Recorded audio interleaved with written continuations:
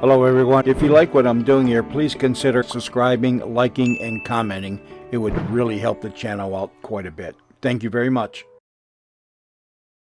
The CBS Radio Mystery Theater presents...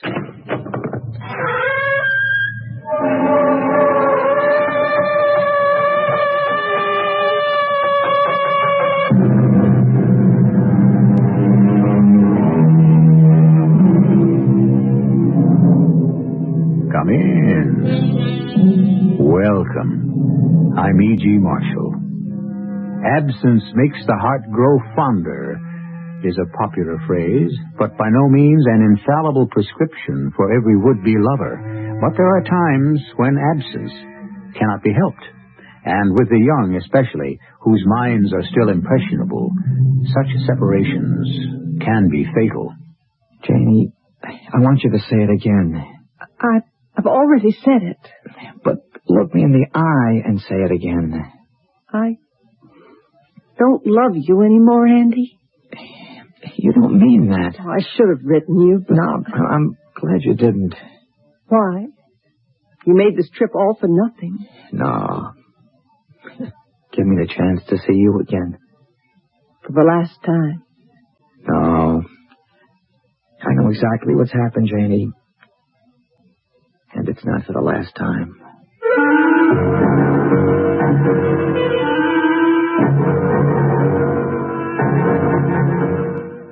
Our mystery drama, The Girl He Left Behind, was written especially for the Mystery Theater by Percy Granger and stars Anne Williams. I'll be back shortly with Act One.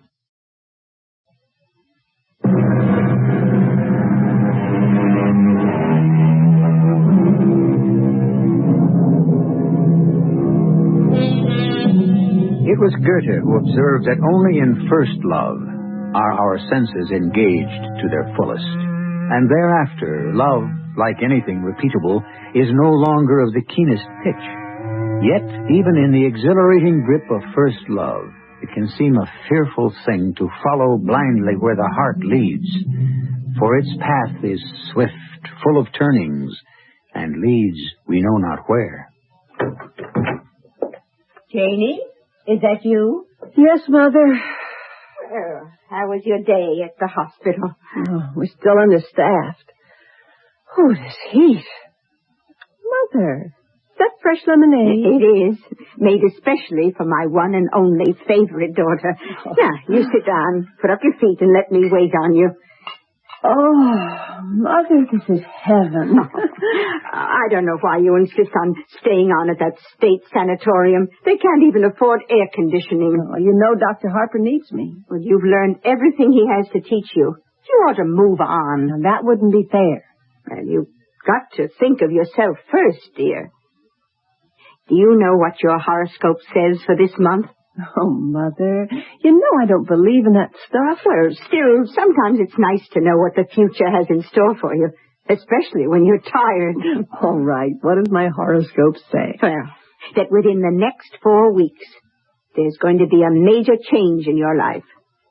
Now, what could that be except a new and better job? Well, I'm sure I don't know. Was there any mail today? Oh, I suppose there was. What do you mean, you suppose? Mother? Well, you got a letter from Andy. That's what I thought. It's been opened. Oh, I'm sorry. I'm sorry, but the mail comes so early, I just couldn't wait. This is my private life. Well, it affects me, too. I'm 23 years old. I'm a practical nurse. I earn my own living. Exactly. Which is why you're much too good for that Andy. What kind of a future does a private in the Army have, anyway? Now, that's only for 2 years. And then what? He's got no ambition that I can tell, and no direction. Oh. I know. He's asked for a full week's leave. He wants to drive up to see you. He writes that he has something important he wants to ask me. And we both know what that is. Well, what are you going to say? Oh, I don't know. I hadn't expected this. Do you love him?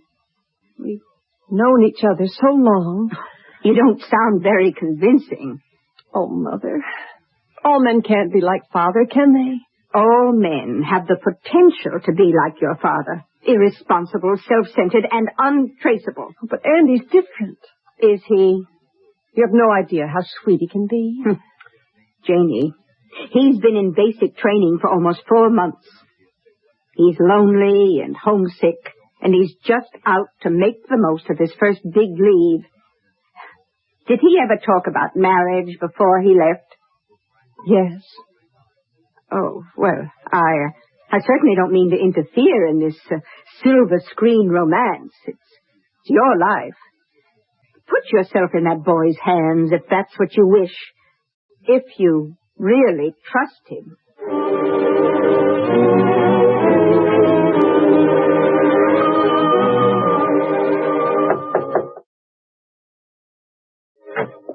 Excuse me, Sergeant. What is it, Nelson? No, don't tell me. Let me guess. Well, I was just wondering... If your 7-day pass was granted, it's only the 3rd time today you've bugged me. Well, I'm sorry. I didn't mean to... What is it, a girl? Well, yes, sir. How did you know? Nelson, I've been training recruits for 10 years. Well, I'm going to ask you to marry me. That is it. Relax. If I get the... You got the pass. Oh, really? Gee, Sarge, thanks. Hey, do you want to see a picture? Do I have a choice? Well... No, I didn't think so. Hey, she's very nice looking. Hey, she is a nice looking kid. Well, your girl, huh? Oh, yeah. Now, her name's Janie. She's a nurse. How'd you meet, by accident? That wasn't worthy of me. Sergeant, I want to show you something else. This is the ring you're going to give her? What, are you rich? How'd you afford it? I spent every cent I had on it. But it's like a little flower. Well, the little blue stone in the center, that's a capuchon sapphire, and the petals are made of diamond chips. This girl's really something, huh? Well, we've known each other ever since, we were in junior high school. And she loves you? Yes, sir. You sure? I know. A lot of guys get this same idea after they've been in the service a few months. And a lot of times, well, the girls, they just no longer feel the same way. Yeah, well, I don't agree, sir. I don't believe people change. And I mean, not really, not deep down inside. I know Janie was in love with me before I left. And I know she's still in love with me now.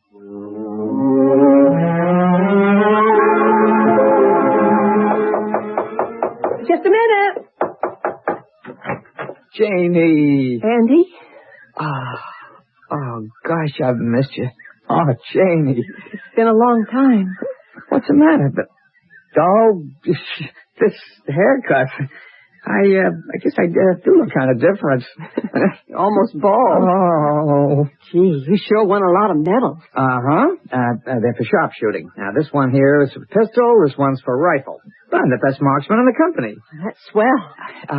Did you get my letter? Yes, I was going to write you. Well, that's okay. I'm here. Can't I come in? Oh, yes.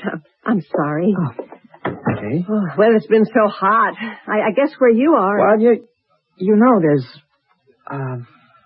something I want to ask you. Andy, before you say anything... Aren't we alone? Oh, well, yes. Mother's gone to her bridge club. Janie, you know how we feel about each other. Yes. Look, I've never been good with words, so I'll just give you this. A ring? You knew that's what I was talking about in the letter, didn't you? I just didn't think you'd have already bought... Well, the first weekend pass I got, I spent it all in Atlanta looking for something that would be, just right. It's pretty, huh? Now, that's your favorite shade of blue. Oh, it's lovely, Andy. But it's too much. It's too sudden. I can't accept it. What? I should have written. Janie, what's the matter? I'm not ready for marriage, Andy. Oh, we don't have to get married right away. No, Andy, I don't know if I'll ever be ready. I'm just frightened, that's all. It's your mother, isn't it? What? Your mother's done this to you. Done what? Scared you. No. She doesn't like me. She never has. She thinks I've got no future, and you know why? Because my future's with you, Janie, and she won't accept that. She can't let you go. No, that's not true. You've got to get away from her and live your own life. We've had this talk 100 times. Let's take the plunge and see where we are when the smoke clears. I can't. Janie, you've got to stop being such a shrinking violet. Your problem is you want time to stand still. You've got to stop trying to pretend you're still Mama's little girl. I don't pretend that. Here's your ring back. No, you keep it. Oh, I can't. I bought it for you. I'd never give it to anyone else. Besides, I want you to have something you can always remember me by. Well, what are you going to do? Go back to the base, I guess. Oh, I've spoiled you weak, haven't I? I'm weak. Janie, if ever there's anything I can do for you, I know you haven't had much to count on from men in your life, but you can count on me, Janie. Always.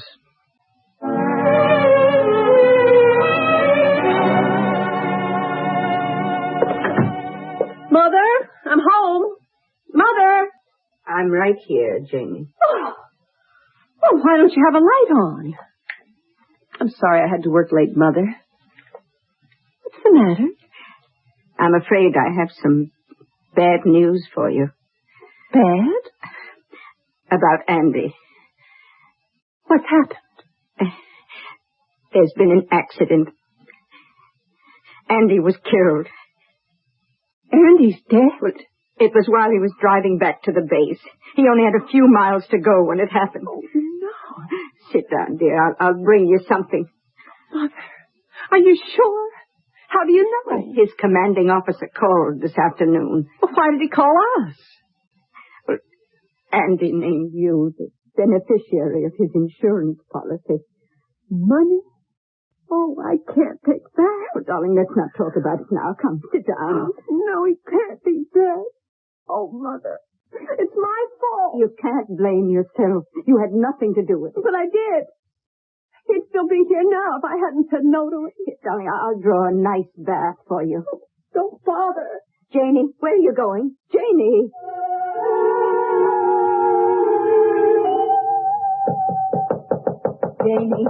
Janie, please let me come in. Don't shut me out. Yes, Mother, you can come in. Oh, darling, what are you doing? What's that you're wearing?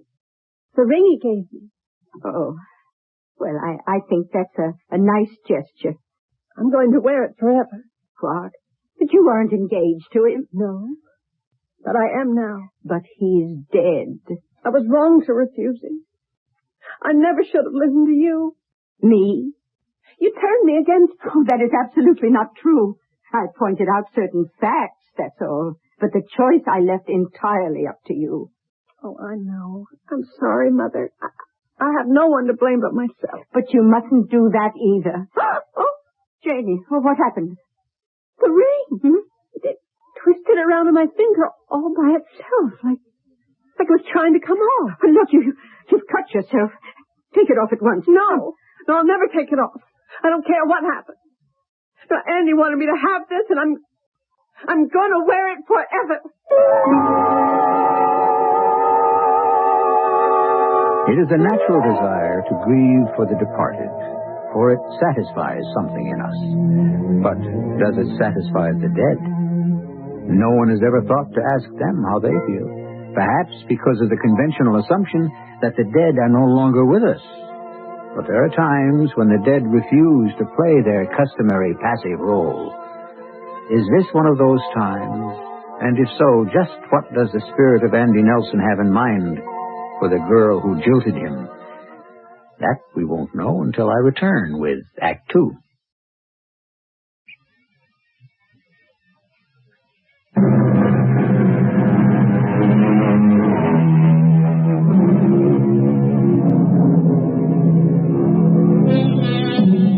How much power do the dead have over the living? Much of the dead's influence is, of course, in our own minds, as sorrow or guilt, or a host of other emotions that continue to churn long after the grass is on the grave. But who says the dead are any more willing or able to call it a day than we are? Mrs. Raymond? Oh, Dr. Harper, I'm so glad you were able to stop by. Oh, please, come in. Right. We missed Janie at the hospital today. Is she ill? I don't know. Where is she now? In her room, taking a nap. The poor girl hasn't had a decent night's sleep since that boy's death. Oh, Janie mentioned that. He was a boyfriend? Oh, in a way, I suppose. They hadn't seen each other in months. Now it's as if he were deliberately trying to torment her. I'm sure Janie feels badly about what happened. Oh, it's not just depression, Doctor. There's definitely some force working on her. How do you mean? Well, something follows her about. There's a terror that comes into her eyes. Well, to tell you the truth, Mrs. Raymond, I hadn't really noticed it. But you work with her 12 hours a day. I've seen nothing of the nature you describe, only a general depression. But are you saying I'm imagining all this? Can you tell me more specifically what's been happening? Well, for one thing, she has a recurring dream. Well, there's nothing unusual in that. But she insists it isn't a dream at all, that it actually happens. And then there's the ring. What ring? Oh, you must have noticed that, Doctor. It's on the fourth finger of her left hand, the engagement finger. She insists on wearing it, even though she... Now, just a moment, Mrs. Raymond. Tell me about the dream first. What happens? Oh, dear. Is that Jane? Yes, come quickly. Oh, yes. This is what happens every time she tries to sleep. Oh, Janie. Oh, Janie. Oh, baby, don't worry. Mama's here, darling.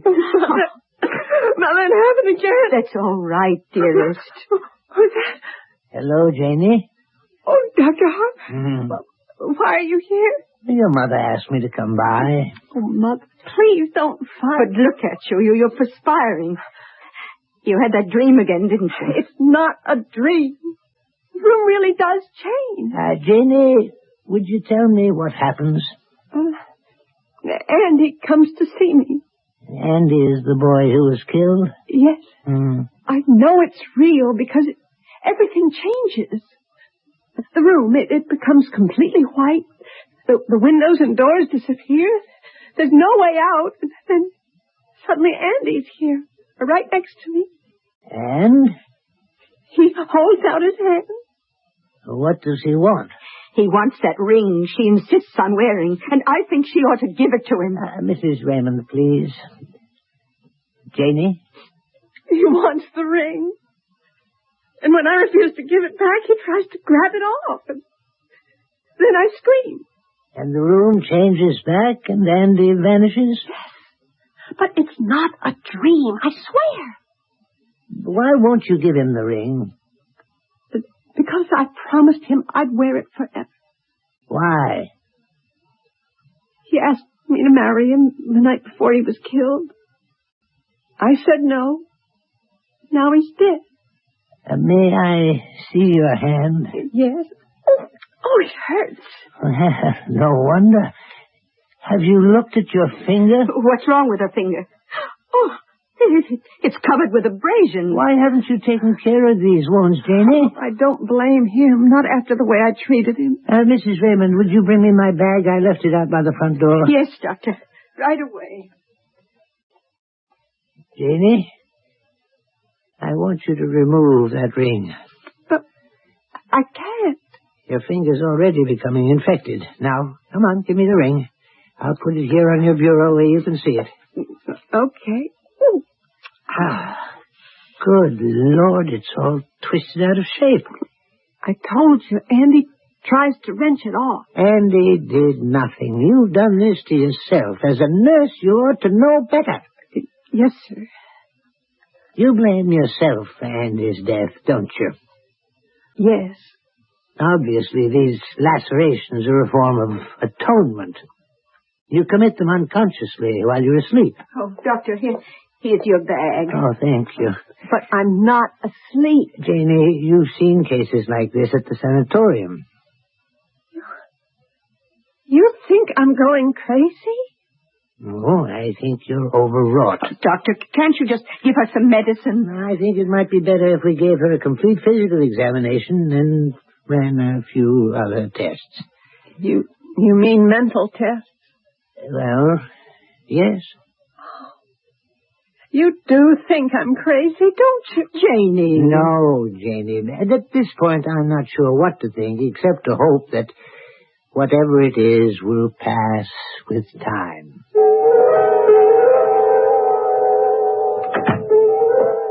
That sedative should allow her to get a decent night's rest, Mrs. Raymond. And if you ask me, that's half the problem right there. Exhaustion. You didn't know Andy Nelson, Doctor. He seemed like just another ingenuous young man. But his aura was bright red. His aura? The light field that surrounds each of us. It can only be detected by the practiced eye, and its color indicates our true personality. There was a deep vein of vindictive spite in that boy's soul. I knew he hated me. You believe in the supernatural? Well, you saw that ring yourself. Janie hasn't the strength to twist it the way it was. She might in a moment of extreme anguish. You mean she might deliberately be deceiving me? Deceiving herself as well, Mrs. Raymond. And it's not going to help matters much if you keep talking about ghosts. Janie obviously puts great store by what you say. Oh, you think she does? Really? The point is, she's suggestible. So don't. Good day, Mrs. Raymond. Oh, and don't keep her home from the hospital anymore. The distraction of her work is probably the best thing for her right now. Well, Doctor, how did you know it was I who insisted she stay home? What's the matter, dear? Is the veal not done well enough? Mother, please. What? Please stop looking at me like that. Like what? Just stop looking at me. Oh, I'm sorry. I don't know what made me speak to you like that. Oh, darling, soon this will all be over. Everything will be like it was before. Won't it, sweetheart? Yes, Mother. I'm sorry. What on earth was that? I don't know. It sounded like it came from your room. Oh, it's your bureau. It's fallen over. The ring. Where's the ring? What? It was on top of the bureau. It's gone. Oh, but it must be here on the floor somewhere. Where is it, Mother? What? Where did you hide it? I didn't touch it. How can we go on living together if there's nothing but suspicion between us? The suspicion, young lady, seems to be all on your side. You never wanted me to keep that ring. You didn't want me to have anything that would remind me of Andy. Well, then. And how did I manage to knock over the bureau? Can you answer me that? I think you have powers, Mother. Powers? What kind of powers? You have power over me. Oh, don't be silly. You do. Your obsession with witchcraft. Witchcraft? Oh, with horoscopes and auras and the occult. Oh, that's not witchcraft. You're using your powers to control me. Janie, I promise you I had nothing to do with the disappearance of Andy's ring. I think you did. It's not Andy's ghost at all. It's you trying to make me believe it is. Trying to turn me against him.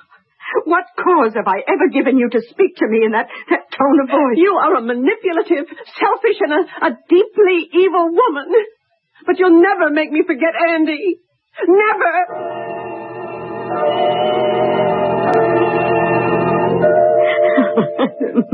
Mrs. Raymond, I'm sure Janie's actions are the result of nothing more than nerves. Yes, but what about that bureau? We were in the living room and it fell over. And the ring just disappeared altogether. Well, science has no satisfactory explanation for such phenomena, but it's by no means a rare occurrence. Oh, why is she so bitter towards me? The tests are almost complete. There seems to be nothing wrong with her physically, and I'll have the psychological data fully analyzed by tomorrow afternoon. But I think we're going to find only an overactive imagination fueled by guilt. Excuse me for a moment.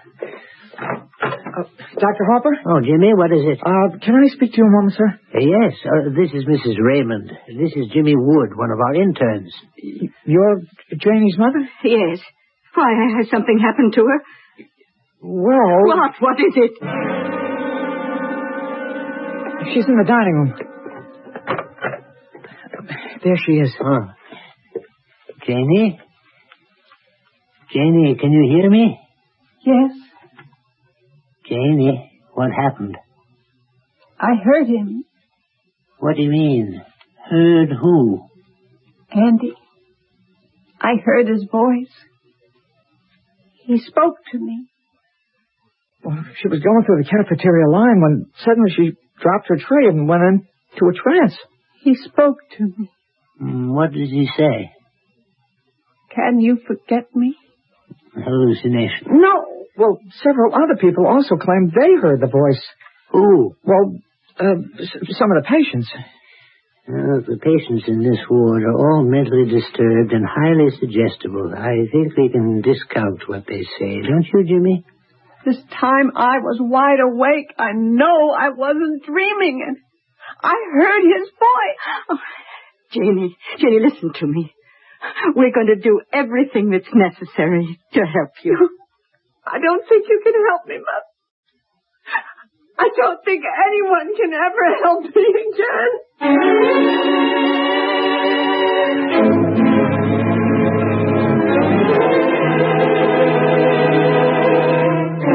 Set me like a seal upon thy heart. Love is as strong as death, says the poet. At this moment, Andy seems more like a vice than a seal on Janie's heart. And he sits there with what it seems could hardly be called love. In life, he was an ingenuous enough fellow. Could he be so changed in death? Well, death is often compared to sleep, and we all know our dreams are notoriously amoral. So perhaps the dead are likewise bereft of scruple. And if that is so, Janie Raymond might not be in for a very pleasant time. I shall return in a moment with our final act.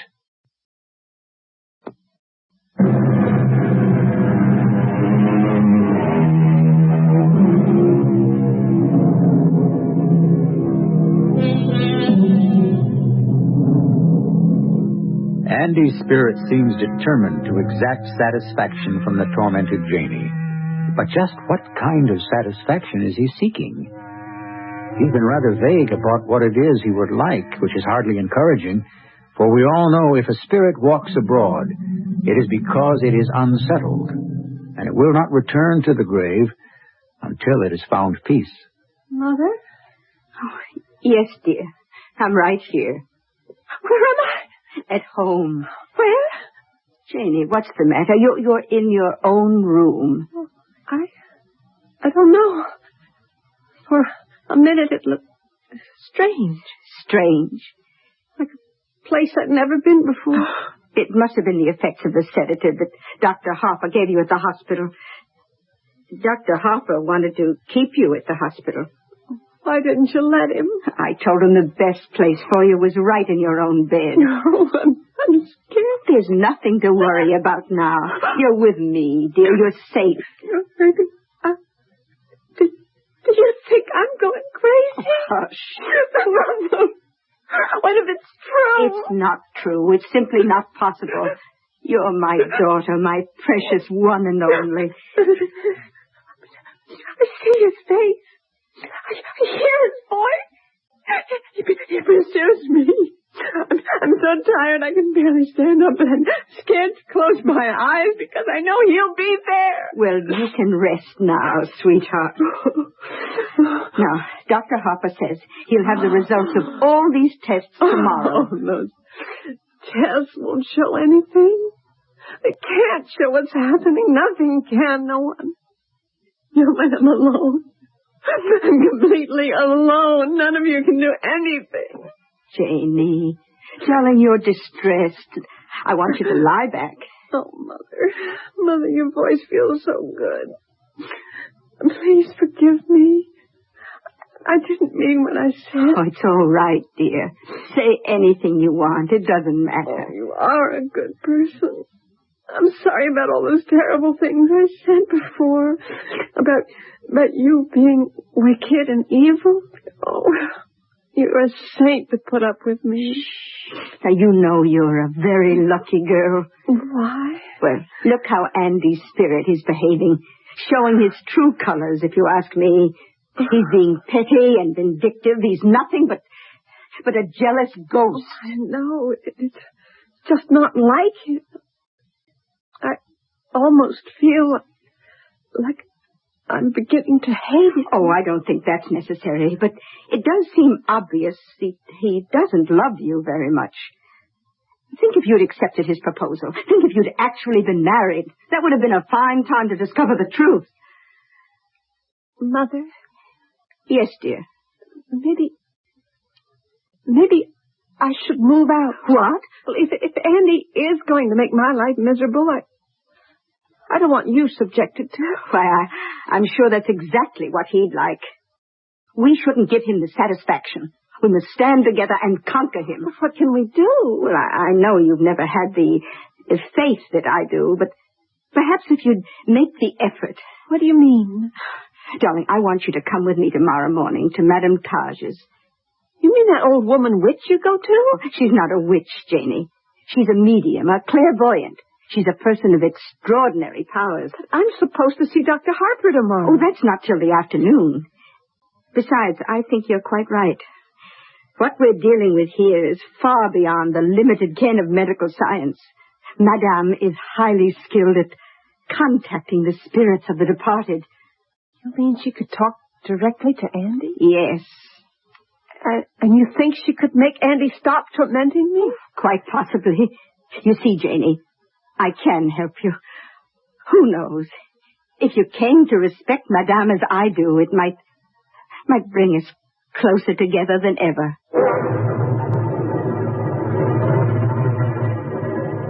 Well, come on in. Don't be afraid. Mother, this looks just like a normal person's house. Of course. Mediums aren't any different from you or me.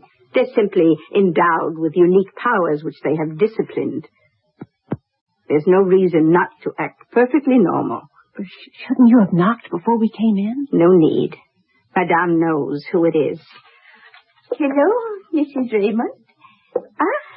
And this is your daughter, Janie, is it not? How do you do? I believe the question is, how do you do? Your mother has explained to me the reason why you are here. Yes, Will you come this way, please? Oh, yes. I am sorry, Mrs. Raymond, but you know how I work. I must be with your daughter alone.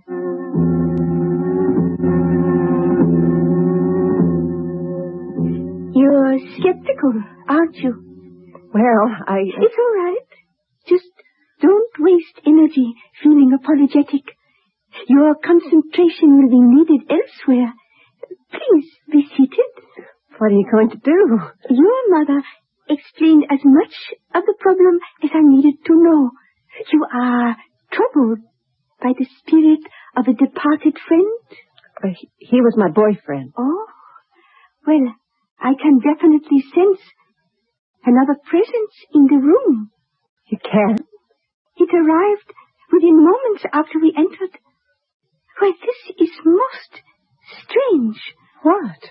Your mother had led me to believe that this was an evil spirit, but the pulse I feel from it is quite calm.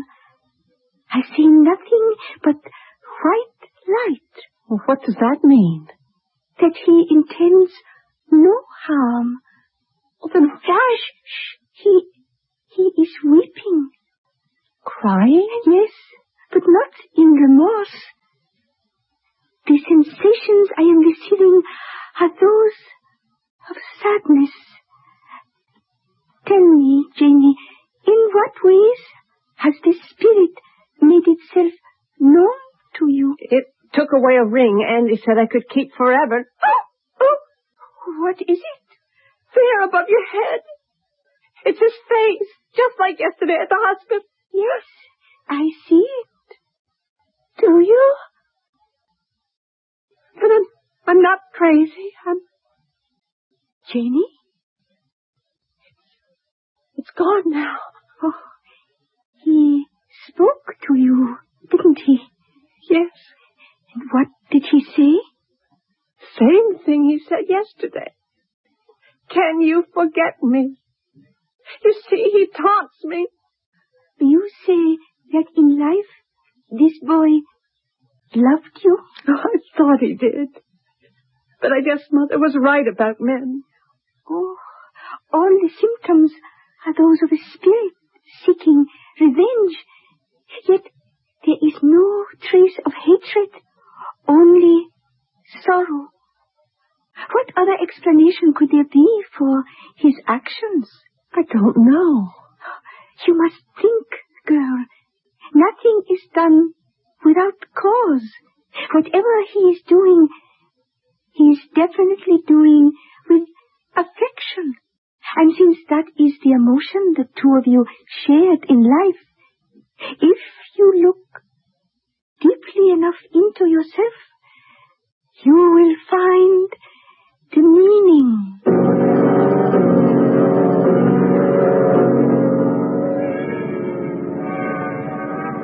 Well, what?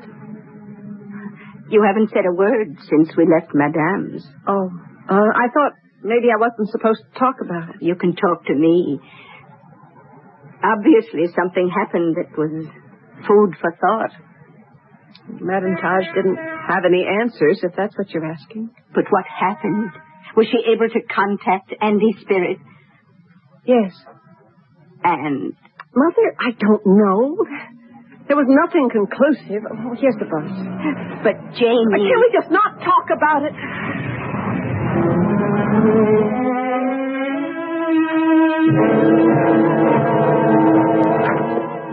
Good afternoon, Janie. Mrs. Raymond. Good afternoon, Dr. Harper. Please be seated. Oh, thank you. Well, as I suspected, Janie, there's nothing seriously wrong. Physically, you're in perfect health. And mentally? Essentially, she's quite sound. I am? You were traumatized by Andy's death, that's all. The trance you went into yesterday when he told you not to forget him... Well, those weren't his exact words. No, the exact words don't matter. The point is, it was clearly self-induced, just as the lacerations with the ring were self-induced. Andy isn't hounding you, Janie. You're hounding yourself. If you can stop blaming yourself for his death, I predict you'd be fully recovered within a day or two. But how can I control my feelings? Well, maybe this will help. Well, what is it? A report of the officer who was at the scene of the accident. Apparently, there was another car involved. Another car? Operated by a man who had been drinking heavily. He veered into Andy's lane. A witness said Andy never had a chance. No one would have. That I wasn't responsible? No. Andy has no hold over you whatsoever. None. No. Jamie, what is it? Didn't you hear what the doctor said? I swear I don't understand you at all.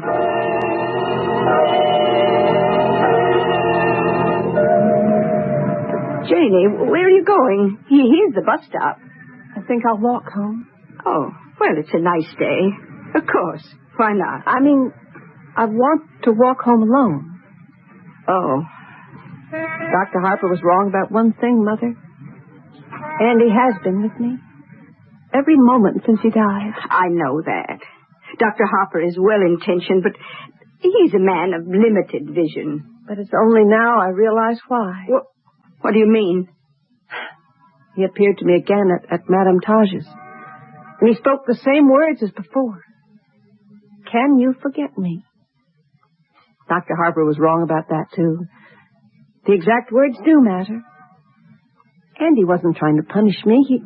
He was asking me to forget him. Oh, well, the boy had more sense than I thought. That's why he took his ring away. He was telling me not to cling to him, but to go out and live my life. But you are living your life. No, Mother, not yet. Not my own life. But I'm going to start. You mean you want to start seeing more young men? I'm going to move out, Mother. Move out? Yes. You hate me, don't you? No, Mother. I don't hate you. I'm just going to your house to pack my things.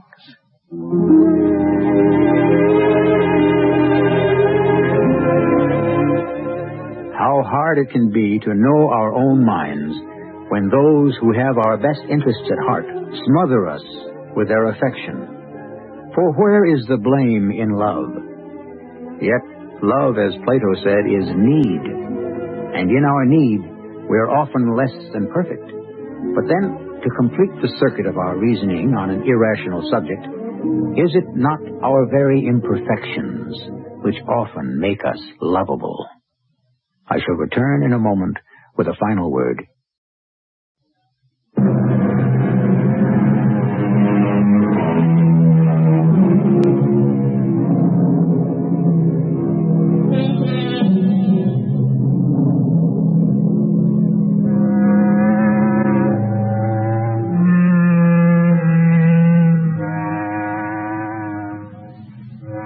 Was it really Andy's spirit which prodded Janie Raymond out of the womb? Or were the signs which beset her the externalization of her own deepest instincts? In a way, it hardly matters. The important thing was, it was necessary. For either we grow or we die.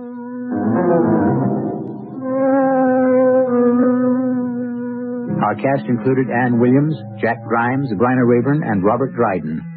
The entire production was under the direction of Hyman Brown. This is E.G. Marshall inviting you to return to our Mystery Theater for another adventure in the macabre. Until next time, pleasant dreams.